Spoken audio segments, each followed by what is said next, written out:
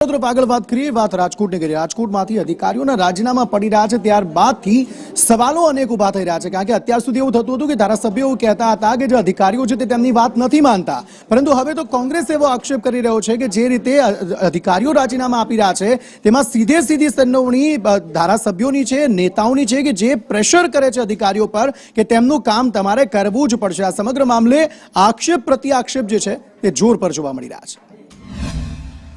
રાજકોટ મહાનગરપાલિકામાં ભારતીય જનતા પક્ષનું શાસન છેલ્લા ઘણા સમયથી ચાલે છે। ભારતીય જનતા પક્ષના શાસનના કોર્પોરેટરો એના અધિકારીઓને જે રીતે દબાવીને, જે રીતે બીવડાવીને પોતાના અનુકૂળ કામ કરવાનો પ્રયાસ કરે છે, એના ભાગરૂપે કર્મચારીઓ, અધિકારીઓ એમાં ભયનું વાતાવરણ ચોક્કસ હોય એવું લાગે।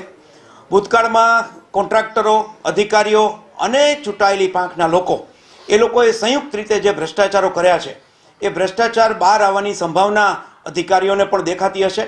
કોર્પોરેટર અને પદાધિકારીઓ તો સમયાંતરે 2-2.5 વર્ષે બદલાઈ જાય, પરંતુ અધિકારીઓની ક્યાંક સીધી જવાબદારી થતી હોય એમાંથી છટકવાના ભાગરૂપે અધિકારીઓ ભાગે છે એવું કહેવાય। રાજકોટ મહાનગરપાલિકાની અંદર ટીઆરપી કાંડ પછી ઘણા બધા અધિકારીઓએ રાજીનામા આપ્યા છે, એ બાબત સાથે હું સહમત છું, પણ રાજીનામું આપ્યો એની પાછળના કારણો અનેક હોઈ શકે।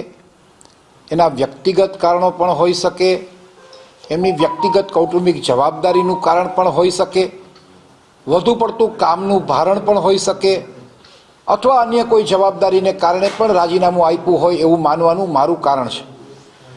મહાનગરપાલિકામાં કોઈ પદાધિકારીને છાવરવા માટે અથવા ભયના ઓઠાર નીચે કામ કરતાં કરતાં બીકને કારણે કોઈ અધિકારીએ રાજીનામું આપ્યું હોય એવું આજ સુધીમાં શક્ય નથી।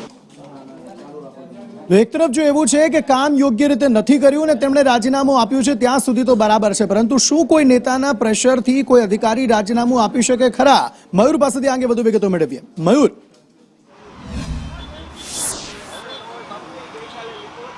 બિલકુલ અંકિત, ટીઆરપી અગ્નિકાંડ થયો ત્યારબાદ મનપામાં અધિકારીઓનો રાજીનામાનો દોર જે છે તે શરૂ છે। વધુ 2 ડેપ્યુટી એન્જિનિયરો જે છે તેમના દ્વારા રાજીનામું ધરી દેવામાં આવ્યું છે। સોંડરવા જે છે તેમના દ્વારા આજે રાજીનામું ધરી દેવામાં આવ્યું છે। અગાઉ પણ ઇન્ચાર્જ ચીફ ફાયર ઓફિસરથી લઈ પૂર્વ ટીપીઓ સહિતના જે અધિકારીઓ જે છે તેમના દ્વારા રાજીનામા આપી દેવામાં આવ્યા છે। એટલે કે અત્યાર સુધી 18 જેટલા રાજીનામાઓ જે છે તે મનપાની અંદર પડ્યા છે, પરંતુ ક્યાંક ને ક્યાંક આ અધિકારીઓના રાજીનામાઓને લઈને રાજકારણ જે છે તે પણ ગરમાયું છે। કોંગ્રેસ જે છે તેમના દ્વારા કહેવામાં આવી રહ્યું છે કે પદાધિકારીઓના પ્રેશરથી અને ભ્રષ્ટાચારના કારણે જે ખુલ્લા ન પડે તેમને લઈને અધિકારીઓ જે છે તે રાજીનામા આપી રહ્યા છે। કોંગ્રેસના નિર્દેશ બારોટ જે છે તેમના દ્વારા આક્ષેપ કરવામાં આવ્યા છે કે પદાધિકારીઓ જે છે તેમનું પ્રેશર હોય છે અને તેમના જ કારણે અધિકારીઓ જે છે તે રાજીનામા આપી રહ્યા છે। તો સામા પક્ષે શહેર ભાજપ પ્રમુખ મુકેશ દોશી છે તેમના દ્વારા પણ કહેવામાં આવ્યું છે કે જે જોવું જોઈએ કે કઈ રીતે તેઓ રાજીનામા આપી રહ્યા છે, કામનું ભારણ પણ હોઈ શકે।